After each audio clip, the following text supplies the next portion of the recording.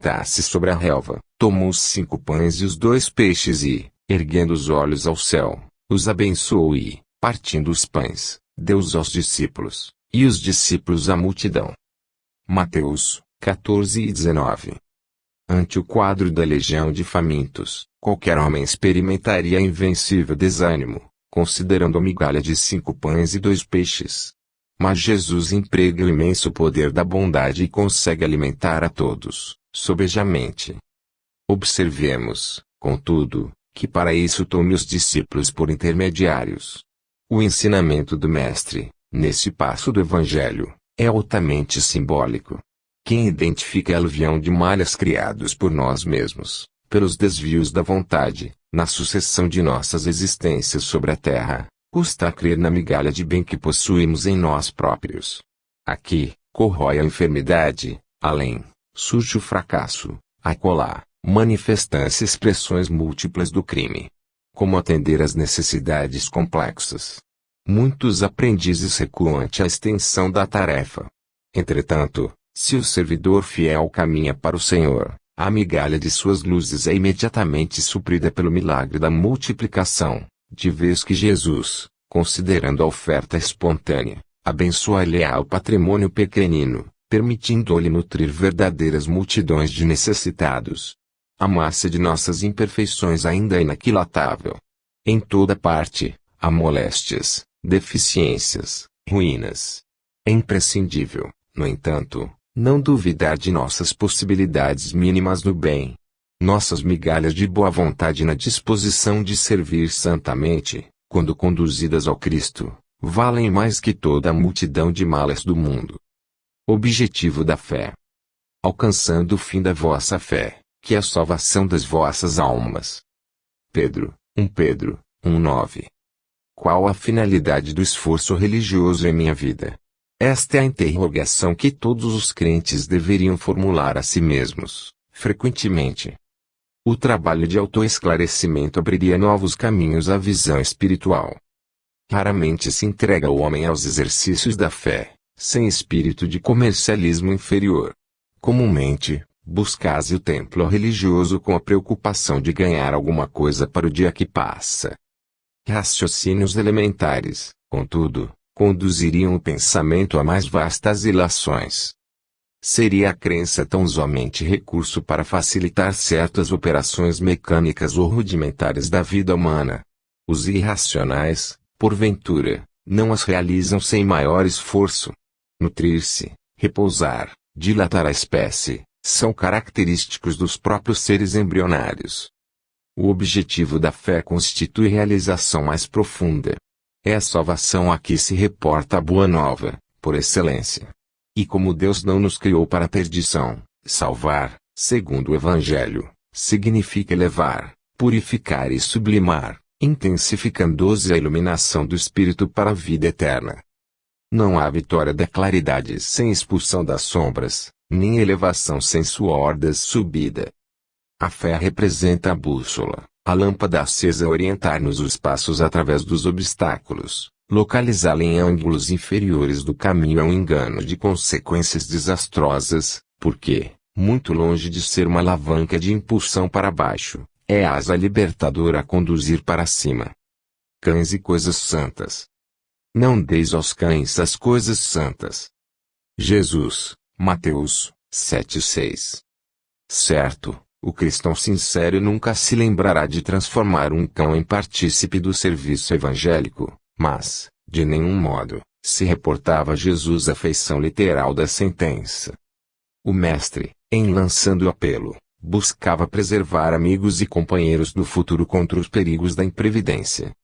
O Evangelho não é somente um escrino celestial de sublimes palavras. É também o tesouro de dádivas da vida eterna.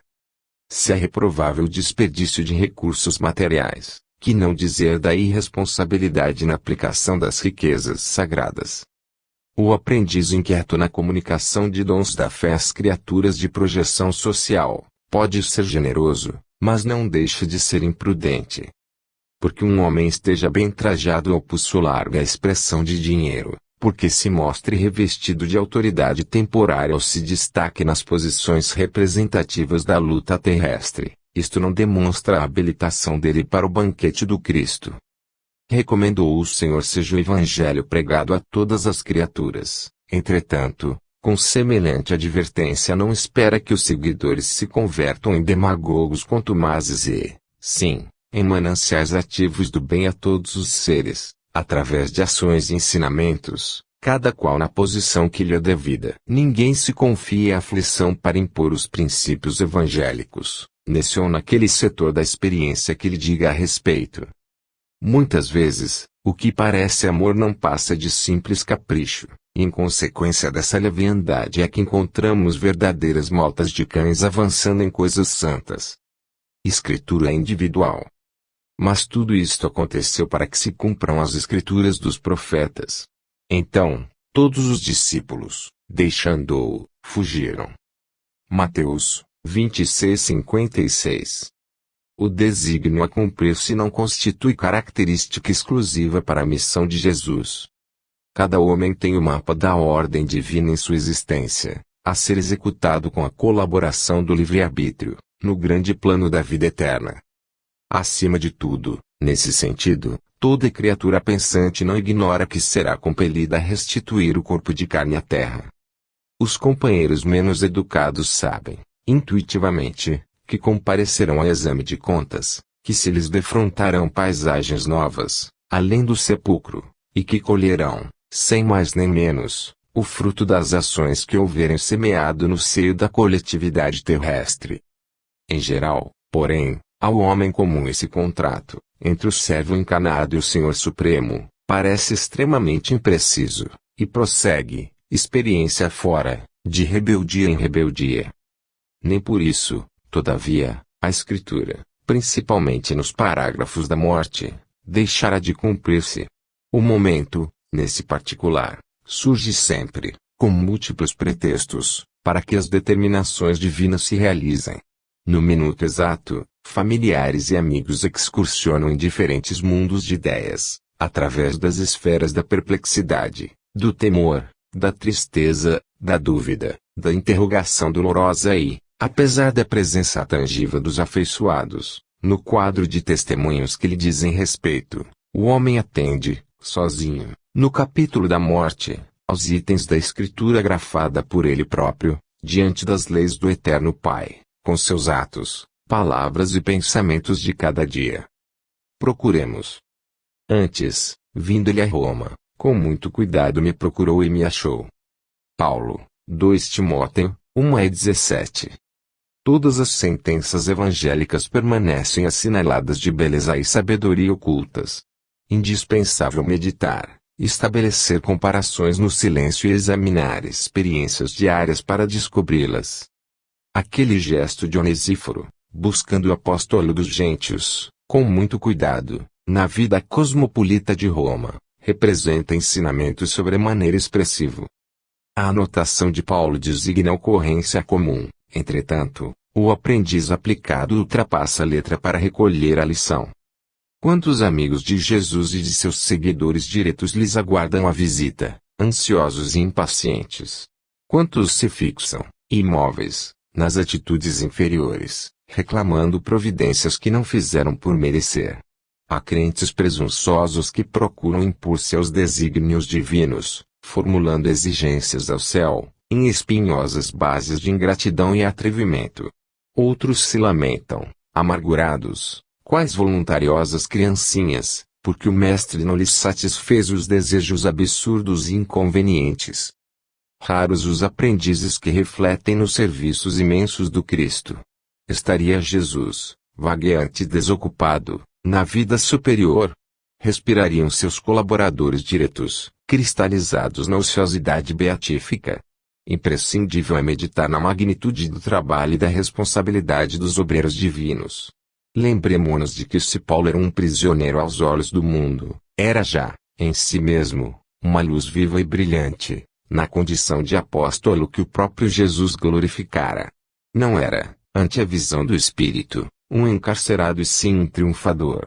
Apesar disso, Onesíforo, a fim de vê-lo, foi constrangido a procurá-lo com muito cuidado. Semelhante impositivo ainda é o mesmo nos dias que passam. Para encontrarmos Jesus e aqueles que o servem, faz-se mister buscá-los zelosamente. Diversidade. E há diversidade de operações, mas é o mesmo Deus que opera tudo em todos. Paulo, 1 Coríntios, 12:6. Sem luz espiritual caminho, reduz-se a experiência humana ao complicado acervo de acontecimentos sem sentido. Distantes da compreensão legítima, os corações fracos interpretam a vida por mera penitência expiatória, enquanto os cérebros fortes observam na luta planetária desordenada aventura. A peregrinação terrena, todavia, é curso preparatório para a vida mais completa. Cada espírito exercita-se no campo que lhe é próprio, dilatando a celeste herança de que é portador. A força divina está operando em todas as inteligências e superintendendo todos os trabalhos. É indispensável, portanto, guardarmos muito senso da obra evolutiva que preside aos fenômenos do universo. Não existem milagres de construção repentina no plano do espírito, como é impossível improvisar, de momento para outro, qualquer edificação de valor na zona da matéria. O serviço de iluminação da mente, com elevação dos sentimentos e raciocínios, demanda tempo, esforço, paciência e perseverança.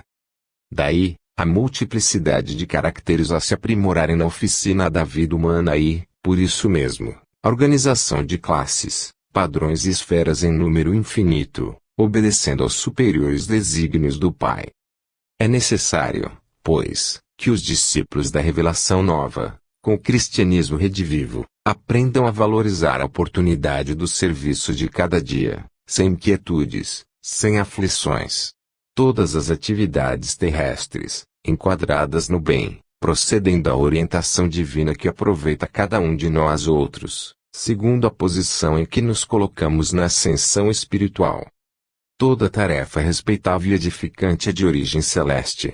Cada homem e cada mulher pode funcionar em campos diferentes, no entanto, em circunstância alguma deveremos esquecer a indiscutível afirmação de Paulo, quando assevera que há diversidade de operações, mas é o mesmo Deus que opera tudo em todos.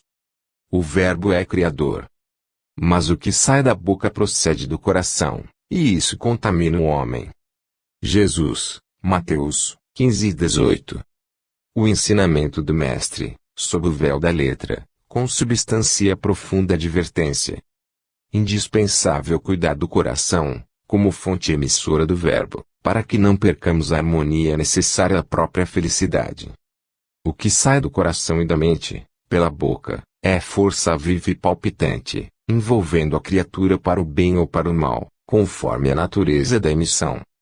Do íntimo dos tiranos, por esse processo, origina-se o movimento inicial da guerra, movimento destruidor que torna a fonte em que nasceu, lançando ruína e aniquilamento. Da alma dos caluniadores, partem os venenos que atormentam espíritos generosos, mas que voltam a eles mesmos, escurecendo-lhes os horizontes mentais. Do coração dos maus, dos perversos e dos inconscientes, surgem, através do poder verbalista, os primórdios das quedas, dos crimes e das injustiças. Todavia, tais elementos perturbadores não se articulam debalde para os próprios autores, porque dia chegará em que colherão os frutos amargos da atividade infeliz a que deram impulso. Assim também, a alegria semeada, por intermédio das palavras salutares e construtivas, cresce e dá os seus resultados.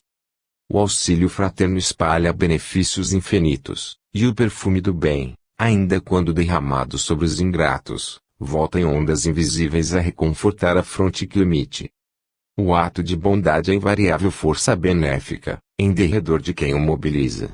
Há imponderáveis energias edificantes, em torno daqueles que mantêm viva a chama dos bons pensamentos a iluminar o caminho alheio, por intermédio da conversação estimulante e sadia. Os elementos psíquicos que exteriorizamos pela boca são potências atuantes em nosso nome, fatores ativos que agem sob nossa responsabilidade, em plano próximo ou remoto, de acordo com as nossas intenções mais secretas. É imprescindível vigiar a boca, porque o verbo cria, insinua, inclina, modifica, renova ou destrói, por dilatação viva de nossa personalidade. Em todos os dias e acontecimentos da vida, recordemos com o Divino Mestre de que a palavra procede do coração e, por isso mesmo, contamina o homem. A prece recompõe. E, tendo orado, moveu-os ao lugar em que estavam reunidos. Atos 4:31. Na construção de simples casa de pedra, aqui despender longo esforço para ajustar ambiente próprio, removendo óbices, eliminando asperezas e melhorando a paisagem. Quando não é necessário acertar o solo rugoso, é preciso, muitas vezes, aterrar o chão, formando leito seguro, a base forte. Instrumentos variados movimentam-se, metódicos, no trabalho renovador. Assim também na esfera de cogitações de ordem espiritual. Na edificação da paz doméstica, na realização dos ideais generosos, no desdobramento de serviços edificantes, urge providenciar recursos ao entendimento geral, com vistas à cooperação, à responsabilidade, ao processo de ação imprescindível. E, sem dúvida, a prece representa a indispensável alavanca renovadora, demovendo obstáculos no terreno duro da incompreensão. A oração é divina voz do Espírito no grande silêncio. Nem sempre se caracteriza por sons articulados na conceituação verbal, mas, invariavelmente, é prodigioso poder espiritual comunicando emoções e pensamentos, imagens e ideias, desfazendo empecilhos, limpando estradas, reformando concepções e melhorando o quadro mental em que nos cabe cumprir a tarefa que o Pai nos convoca.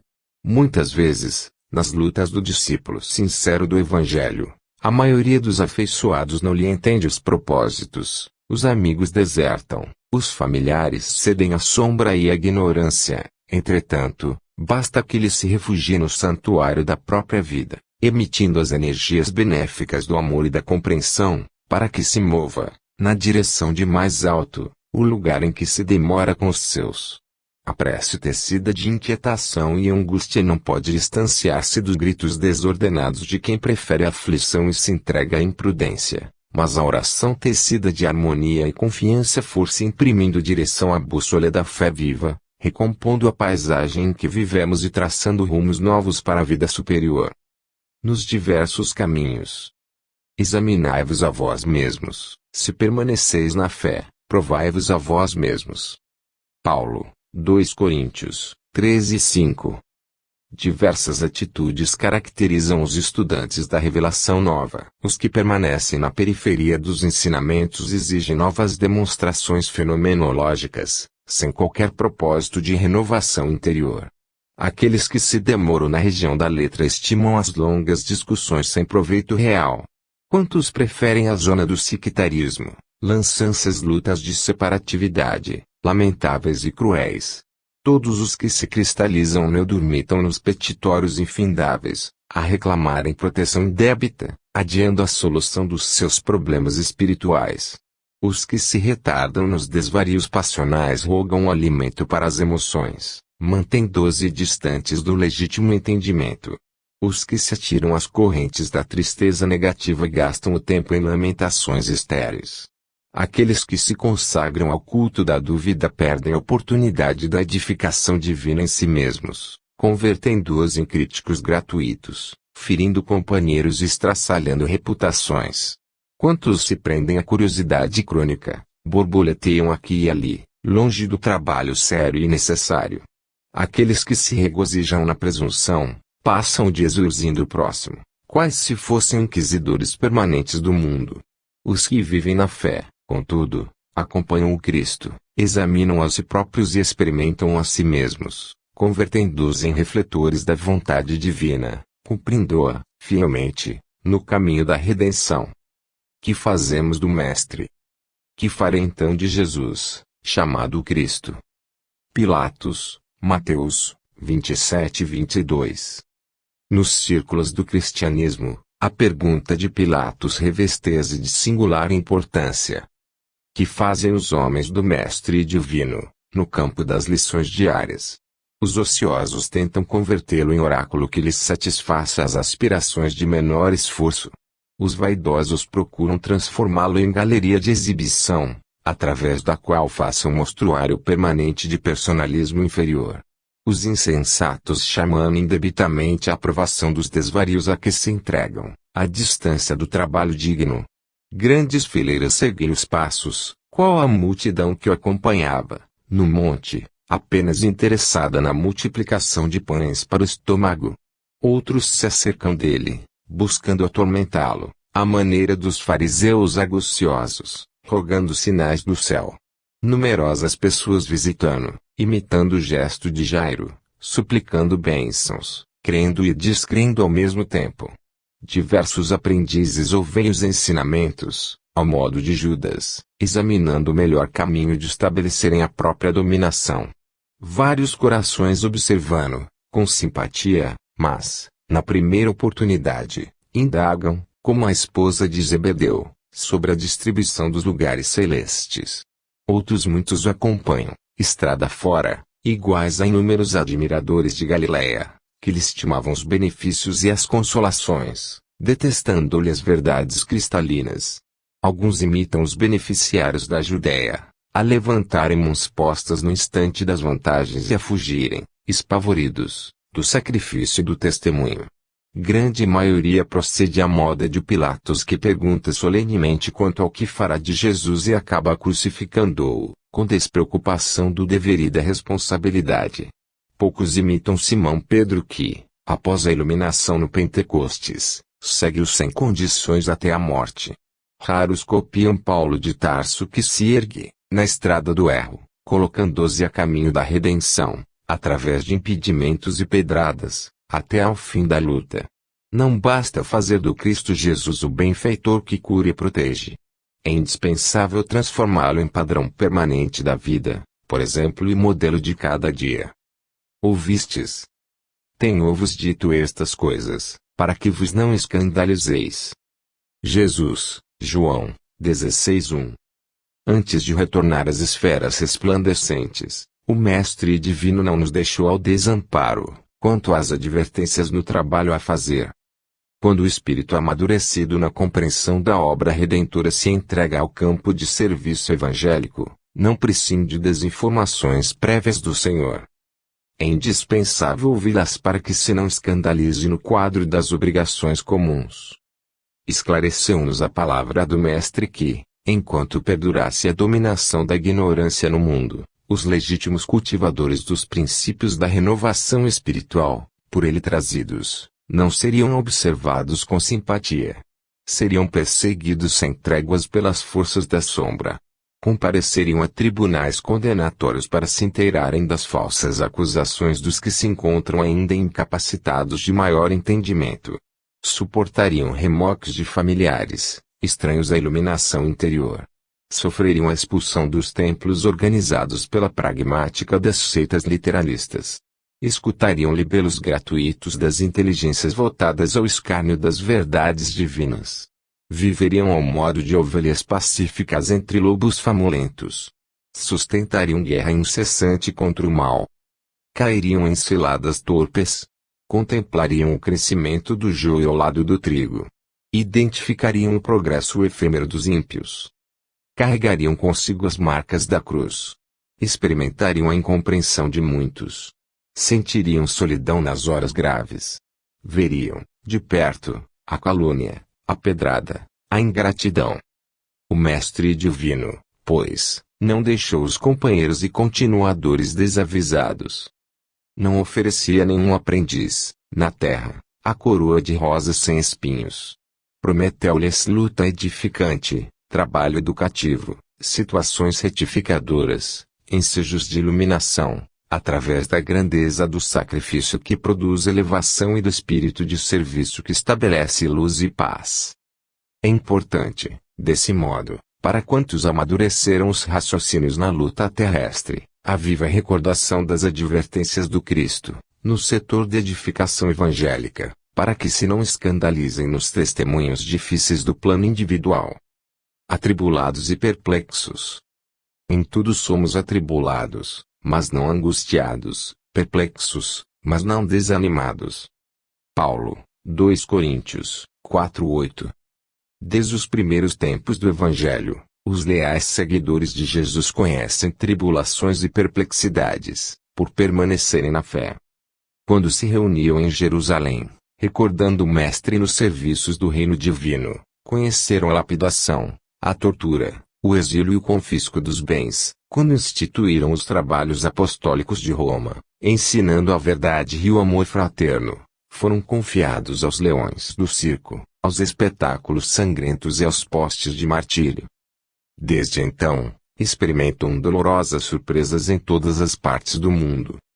A Idade Medieval, envolvida em sombras, tentou desconhecer a missão do Cristo e acendeu-lhes fogueiras, conduzindo-os, além disso, a tormentos inesperados e desconhecidos, através dos tribunais políticos e religiosos da Inquisição. E, ainda hoje, enquanto oram confiantes, exemplificando o amor evangélico, reparam o progresso dos ímpios e sofrem a dominação dos vaidosos de todos os matizes. Enquanto triunfam os maus e os indiferentes, nas facilidades terrestres, são eles relegados a dificuldades e tropeços, à frente das situações mais simples. Apesar da evolução inegável do direito no mundo, ainda são chamados a contas pelo bem que fazem e vigiados, com rudeza, devido à verdade consoladora que ensinam. Mas todos os discípulos fiéis sabem, com Paulo de Tarso, que em tudo serão atribulados e perplexos, todavia, jamais se entregarão à angústia e ao desânimo.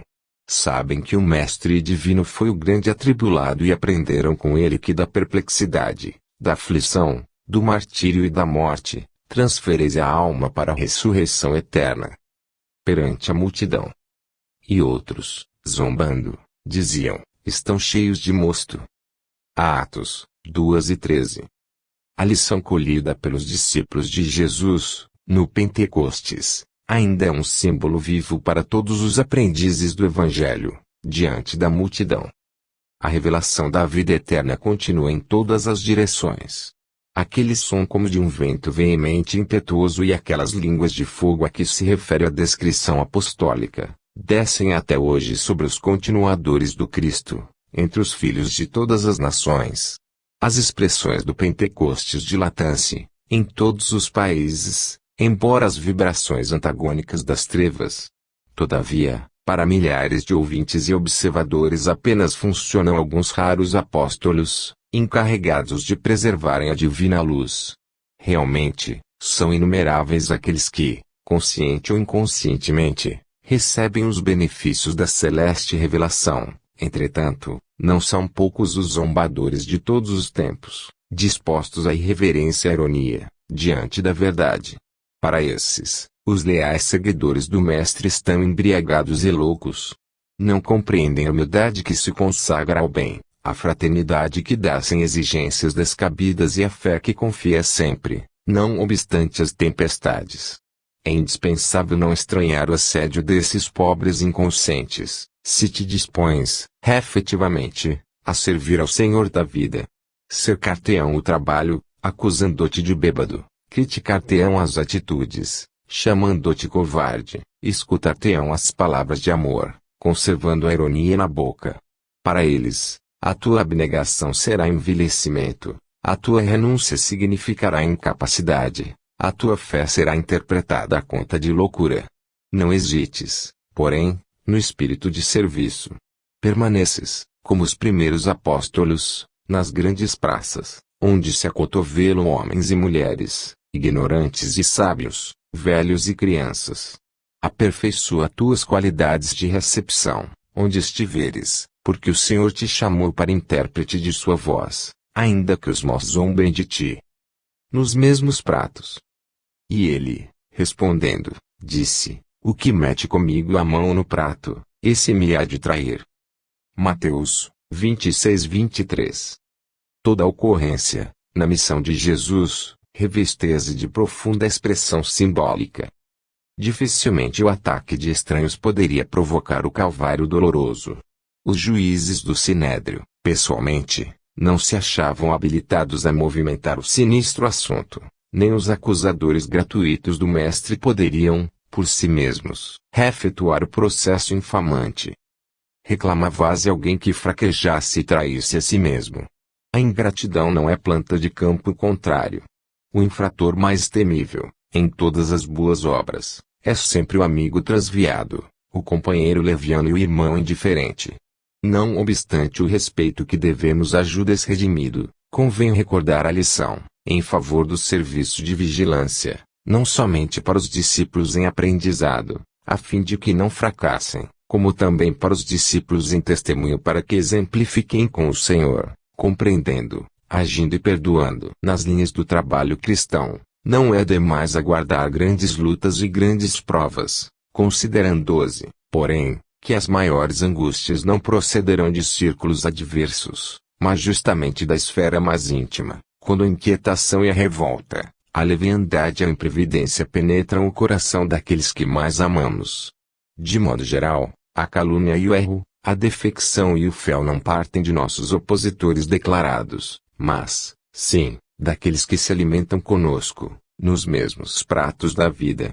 Conserveis cada discípulo plenamente informado, com respeito à semelhante verdade, a fim de que saibamos imitar o Senhor, nos grandes dias. Paz do mundo e paz do Cristo. A paz vos deixo, a minha paz vos dou, não vou-la dou como o mundo a dá. Jesus, João, 14:27. É indispensável não confundir a paz do mundo com a paz do Cristo. A calma do plano inferior pode não passar de estacionamento. A serenidade das esferas mais altas significa trabalho divino, a caminho da luz imortal. O mundo consegue proporcionar muitos acordos e arranjos nesse terreno, mas somente o Senhor pode outorgar ao espírito a paz verdadeira.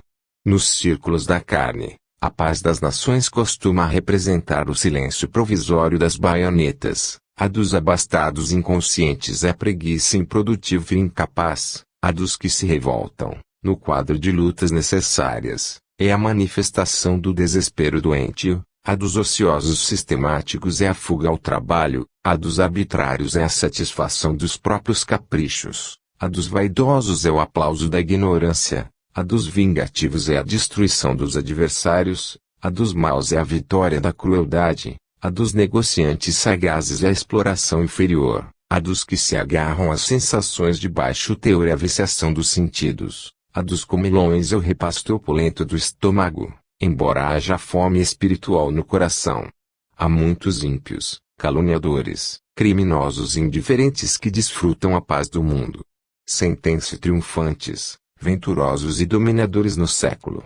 A ignorância endinheirada, a vaidade bem vestida e a preguiça inteligente sempre dirão que seguem muito bem. Não te esqueças, contudo, de que a paz do mundo pode ser, muitas vezes, o sono enfermiço da alma. Busca, desse modo, aquela paz do Senhor, paz que excede o entendimento, por nascida e cultivada, portas adentro do espírito, no campo da consciência e no santuário do coração. Como cooperas? Nós, porém, não recebemos o espírito do mundo, mas o espírito que provém de Deus. Paulo, 1 Coríntios, 2:12. Lendo a afirmativa de Paulo, reconhecemos que, em todos os tempos, o discípulo sincero do Evangelho é defrontado pelo grande conflito entre as sugestões da região inferior e as inspirações das esferas superiores da vida. O espírito do mundo é o acervo de todas as nossas ações delituosas, em séculos de experiências incessantes. O espírito que provém de Deus é o constante apelo das forças do bem, que nos renovam a oportunidade de progredir cada dia, a fim de descobrirmos a glória eterna a que infinita bondade nos destinou. Deus é o Pai da criação. Tudo, fundamentalmente, pertence a Ele. Todo campo de trabalho é do Senhor, todo serviço que se fizer será entregue ao Senhor, mas nem todas as ações que se processam na atividade comum provêm do Senhor. Coexistem nas oficinas terrestres, quaisquer que sejam, a criação divina e a colaboração humana. E cooperadores surgem que se valem da mordomia para exercer a dominação cruel, que se aproveitam da inteligência para intensificar a ignorância alheia ou que estimam a enxada prestimosa, não para cultivar o campo, mas para utilizá-la no crime. O cientista, no conforto do laboratório, e o marinheiro rude, sob a tempestade, estão trabalhando para o Senhor. Entretanto, para a felicidade de cada um, é importante saber como estão trabalhando. Lembremo-nos de que há serviço divino dentro de nós e fora de nós. A favor de nossa própria redenção, é justo indagar se estamos cooperando com o espírito inferior que nos dominava até ontem ou se já nos afeiçoamos ao espírito renovador do Eterno Pai. Joio. Deixa crescer ambos juntos até a ceifa e, por ocasião da ceifa, direi aos ceifeiros, colhei primeiro o joio e atai-lo em molhos para o queimar. Jesus, Mateus 13:30. Quando Jesus recomendou o crescimento simultâneo do joio e do trigo, não quis senão demonstrar a sublime tolerância celeste, no quadro das experiências da vida. O Mestre nunca subtraiu as oportunidades de crescimento e santificação do homem e, nesse sentido, o próprio mal, oriundo das paixões menos dignas, é pacientemente examinado por seu infinito amor, sem ser destruído de pronto. Importa considerar, portanto, que o joio não cresce por relaxamento do lavrador divino, mas sim porque o otimismo do celeste semeador nunca perde a esperança na vitória final do bem.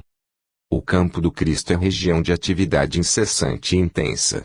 Tarefas espantosas mobilizam falanges heróicas, contudo, apesar da dedicação e da vigilância dos trabalhadores, o joio surge, ameaçando o serviço.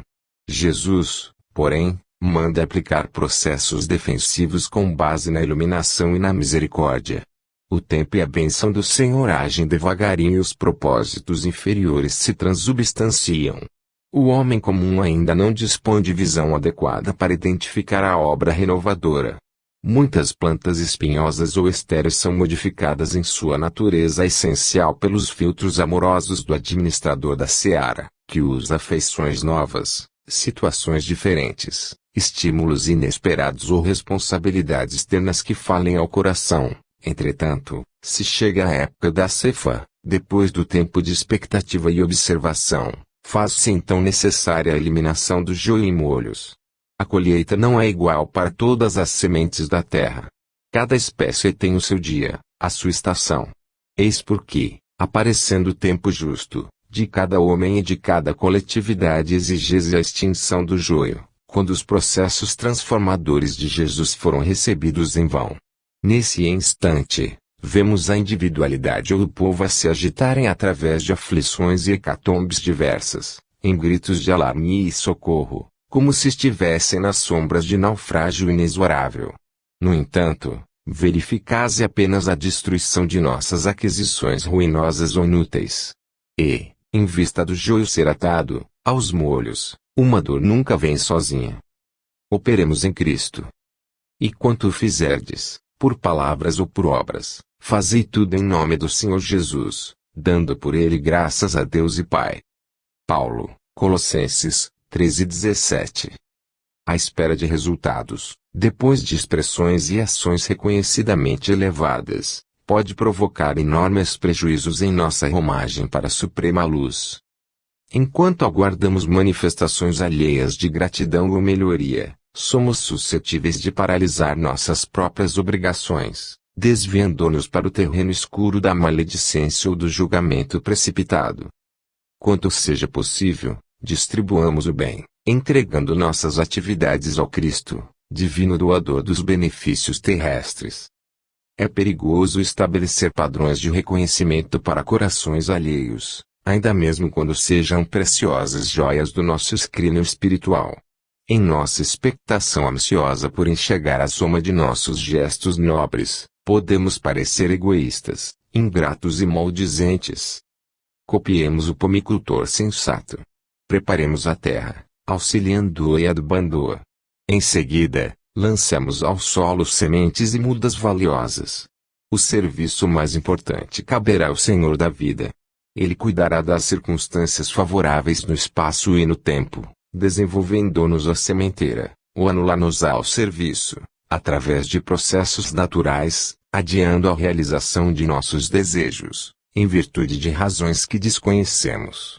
O pomicultor equilibramento trabalha com títulos de sincera confiança no céu, ignorando, de maneira absoluta, se colherá flores ou frutos de suas obras, no quadro do imediatismo humano. Ampara-se, todavia, na providência divina e trabalha sempre, a benefício de todos. Cumpramos, assim, nossa tarefa, por mais alta ou mais humilde, operando invariavelmente em nome de Jesus. Junto dele, sejam para nós a glória de amar e o prazer de servir. Nisto conheceremos. Nisto conhecemos o Espírito da verdade e o Espírito do erro. 1 João 4:6. Quando sabemos conservar a ligação com a paz divina, apesar de todas as perturbações humanas. Ponto mediano, perdoando quantas vezes forem necessárias ao companheiro que nos magoa. Ponto mediano, esquecendo o mal para construir o bem. Ponto mediano, amparando com sinceridade aos que nos aborrecem. Ponto mediano, cooperando espiritualmente, através da ação e da oração, a benefício dos que nos perseguem e caluniam. Ponto mediano, olvidando nossos desejos particulares para servirmos em favor de todos. Ponto mediano, guardando a fé no supremo poder como luz inapagável no coração. Ponto mediano, perseverando na bondade construtiva, embora 1000 golpes da maldade nos assediem. Ponto mediano, negando a nós mesmos para que a bênção divina resplandeça em torno de nossos passos. Ponto mediano, carregando nossas dificuldades como dádivas celestes. Ponto mediano, recebendo adversários por instrutores. Ponto mediano, bendizendo as lutas que nos aperfeiçoam a alma, à frente da esfera maior. Ponto mediano, convertendo a experiência terrena em celeiros de alegrias para a eternidade. Ponto mediano, descortinando ensejos de servir em toda parte. Ponto mediano, compreendendo e auxiliando sempre, sem a preocupação de sermos entendidos e ajudados. Ponto mediano, amando os nossos semelhantes qual temos sido amados pelo Senhor, sem expectativa de recompensa. Então, conheceremos o Espírito da verdade em nós, iluminando-nos a estrada para a redenção divina.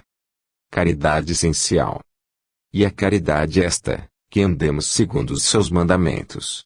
Este é o mandamento, como já desde o princípio ouvistes, que andeis nele. João 2 João 6. Em todos os lugares e situações da vida, a caridade será sempre a fonte divina das bênçãos do Senhor. Quem dá o pão ao faminto e água ao sedento, remédio ao enfermo e luz ao ignorante, está colaborando na edificação do reino divino, em qualquer setor da existência ou da fé religiosa o que foi chamado. A voz compassiva e fraternal que ilumina o espírito é a irmã das mãos que alimentam o corpo. Assistência, medicação e ensinamento constituem modalidades santas da caridade generosa que executa os programas do bem. São vestiduras diferentes de uma virtude única. Conjugam-se e completam-se num todo nobre e digno. Ninguém pode assistir ao outrem, com eficiência, se não procurou a edificação de si mesmo. Ninguém medicará, com proveito, se não adquiriu o espírito de boa vontade para com os que necessitam. E ninguém ensinará, com segurança, se não possui a seu favor os atos de amor ao próximo, no que se refere à compreensão e ao auxílio fraternais. Em razão disso, as menores manifestações de caridade, nascidas da sincera disposição de servir com Jesus, são atividades sagradas e indiscutíveis. Em todos os lugares, serão sempre sublimes luzes da fraternidade, disseminando alegria, esperança, gratidão, conforto e intercessões benditas. Antes, porém, da caridade que se manifesta exteriormente nos variados setores da vida, pratiquemos a caridade essencial, sem o que não poderemos efetuar a edificação e a redenção de nós mesmos. Trata-se da caridade de pensarmos, falarmos e agirmos, segundo os ensinamentos do Divino Mestre, no Evangelho. É a caridade de vivermos verdadeiramente nele para que ele viva em nós. Sem esta, poderemos levar a efeito grandes serviços externos, alcançar intercessões valiosas em nosso benefício, espalhar notáveis obras de pedra, mas, dentro de nós mesmos, nos instantes de supremo testemunho na fé, estaremos vazios e desolados, na condição de mendigos de luz.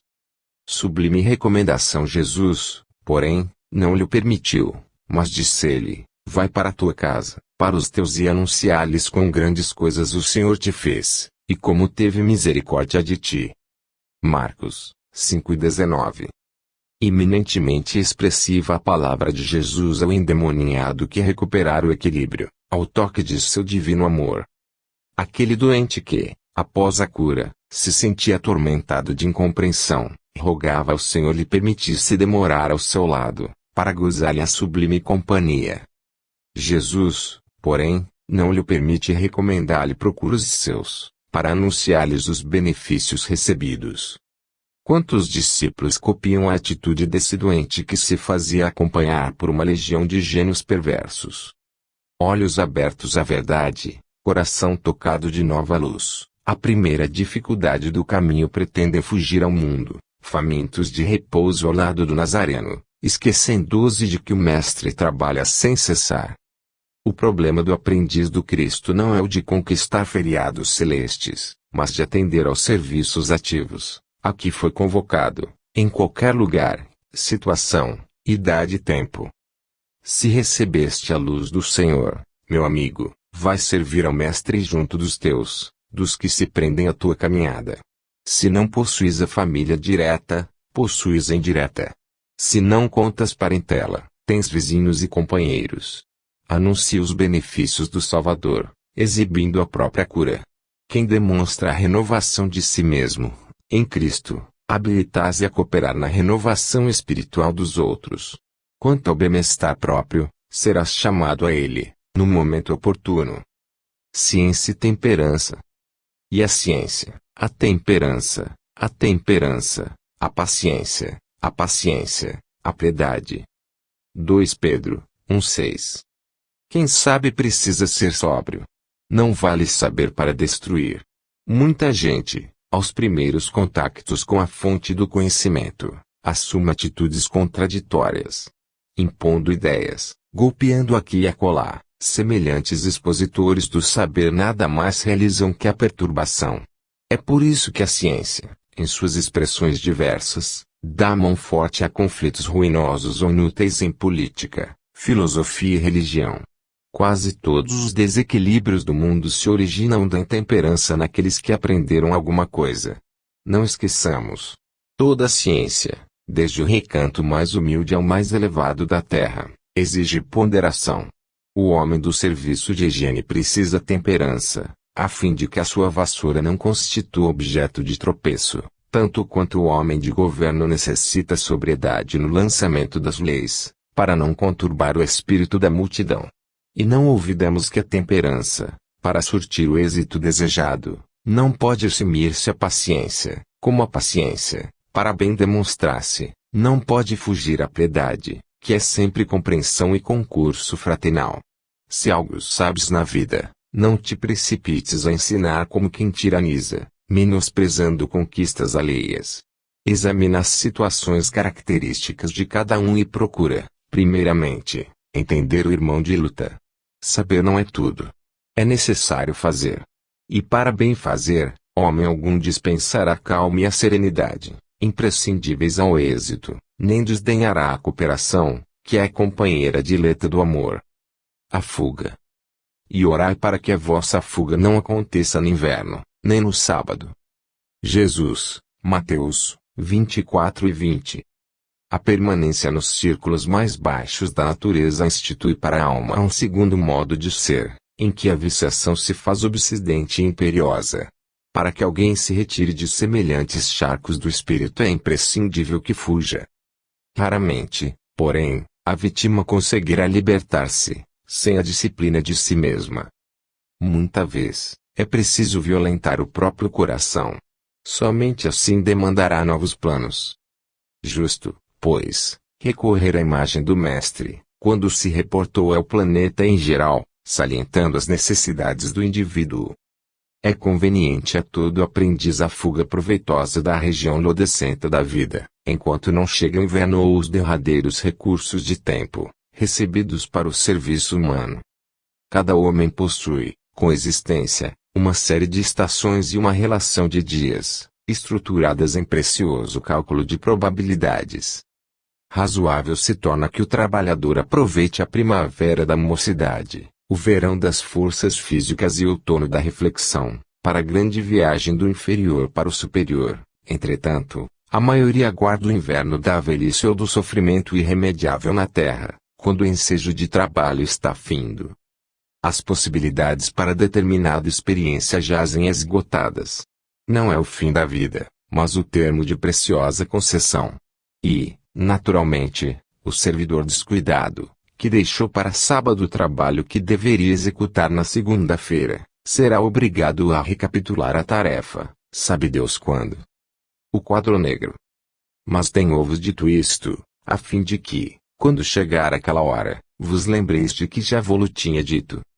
Jesus, João, 16:4. Referiase Jesus aos próprios testemunhos, entretanto, podemos igualmente aplicar-lhe os divinos conceitos a nós mesmos, desencarnados e encarnados. Cada discípulo terá sua hora de revelações do aproveitamento individual. As escolas primárias não dispensam o habitual quadro negro, destinado às demonstrações isoladas do aluno. À frente do professor consciencioso, o aprendiz mostrará quanto lucrou, sem os recursos do plágio afetuoso, entre companheiros. Sobre a zona escura, o giz claro definirá, fielmente, a posição firme ou insegura do estudante. E não será isto mesmo que se repete na escola vasta do mundo. O homem, nas lutas vulgares, poderá socorrer-se, indefinidamente, dos bons amigos. O Pai permite semelhantes contactos para que as oportunidades de aprender se lhe tornem irrestritas. No entanto, lá vem aquela hora em que a criatura deve tomar o giz alvo e puro das realizações espirituais, colocando-se junto ao quadro negro das provas edificantes. Alguns aprendizes fracassam porque não sabem multiplicar os bens, nem dividi-los. Ignoram como subtrair a luz das trevas, somam os conflitos e formam equações de ódio e vingança.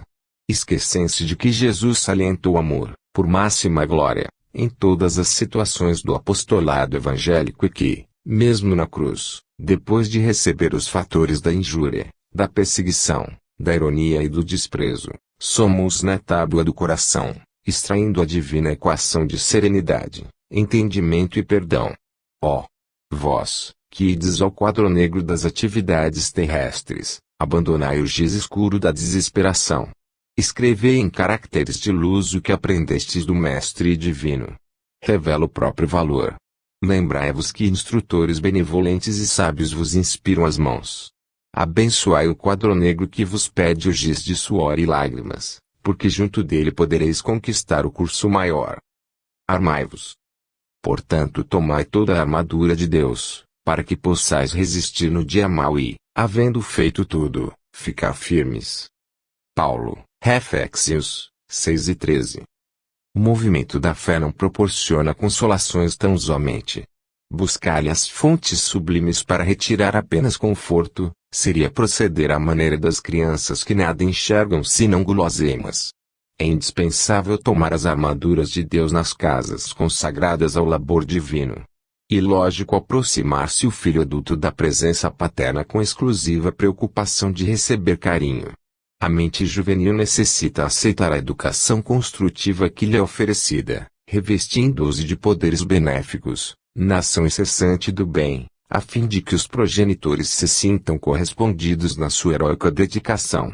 A sede de ternura palpita em todos os seres, contudo, não se deve olvidar o trabalho que enrijece as energias comuns, a responsabilidade que define a posição justa e o esforço próprio que enobrece o caminho.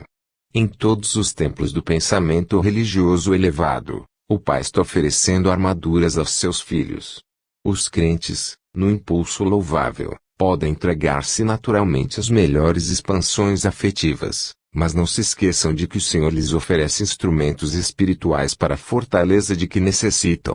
Dentro da luta redentora, somente de posse de semelhantes armaduras pode a alma resistir, nos maus dias da experiência terrestre, sustentando a serenidade própria, nos instantes dolorosos e guardando-se na couraça da firmeza de Deus.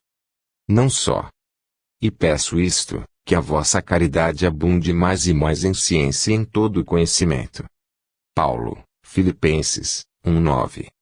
A caridade é, invariavelmente, sublime nas menores manifestações, todavia, inúmeras pessoas muitas vezes procuram limitá-la, ocultando-lhe o Espírito Divino. Muitos aprendizes creem que praticá-la é apenas oferecer dádivas materiais aos necessitados de pão e teto. Caridade, porém, representa muito mais que isso para os verdadeiros discípulos do Evangelho. Em sua carta aos Filipenses, oferece Paulo valiosa assertiva, com referência ao assunto. Indispensável é que a caridade do cristão fiel abunde em conhecimento elevado. Certo benfeitor distribuirá muito pão, mas se permanece deliberadamente nas sombras da ignorância, do sectarismo ou da autoadmiração, não estará faltando com o dever de assistência caridosa a si mesmo. Espalhar o bem não é somente transmitir facilidades de natureza material. Muitas máquinas, nos tempos modernos, distribuem energia e poder, automaticamente. Caridade essencial é intensificar o bem, sob todas as formas respeitáveis, sem olvidarmos o imperativo de autosublimação para que outros se renovem para a vida superior, compreendendo que é indispensável conjugar, no mesmo ritmo, os verbos dar e saber. Muitos crentes preferem apenas dar e outros se circunscrevem simplesmente em saber. As atividades de todos os benfeitores dessa espécie são úteis, mas incompletas. Ambas as classes podem sofrer presunção venenosa. Bondade e conhecimento, pão e luz, amparo e iluminação, sentimento e consciência são arcos divinos que integram os círculos perfeitos da caridade. Não só receber e dar, mas também ensinar e aprender. Para isto. Porque para isto sois chamados, pois também o Cristo padeceu por nós, deixando-nos o exemplo. Pedro, 1 Pedro, 2:21.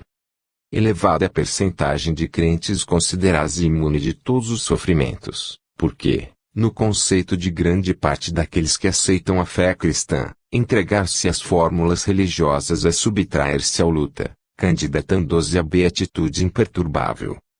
Na apreciação de muita gente, os que oram não deveriam conhecer a dor.